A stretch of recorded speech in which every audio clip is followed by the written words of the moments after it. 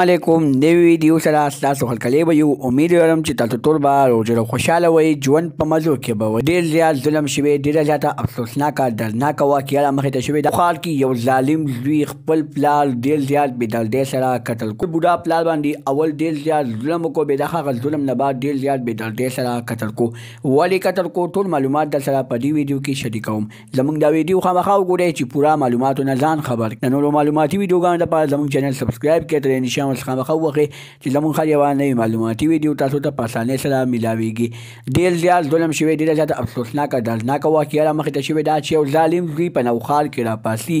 د خپلې ښځې لپاره د خپل بوډا پلار قتل کوي مور یې څه ورځې مخکې مړه شوې وه دې بوډا پلار به یې د زوی نه څه غوښتلي وو پته نشته چې د زوی نه یې څه غوښتلي وو زوی یې څه داسې قسمه خبرې نه دي راښکاره کړي خالي دومره منلي دي چې ما خپل پلار قتل کړی دی دوستانو بوډا پلار به ترې نه نور څه غوښتي دا به یې ترې غوښتي چې بچي ته ما خدمت وکړه ما ډیلي ته بوځه ما هسپتال ته بوځه خو دې ظالم زوی دغه د بوډا پلار خبرې ونه منلې او بوډا پلار باندې ډېر زیات ظلم وکړو دوستانو چې کله پلاران بوډاګان چې نو بیا د هغوی دماغ لږ شانتې کړي شي د هغوی دماغ لږ شانتې کار نه کوي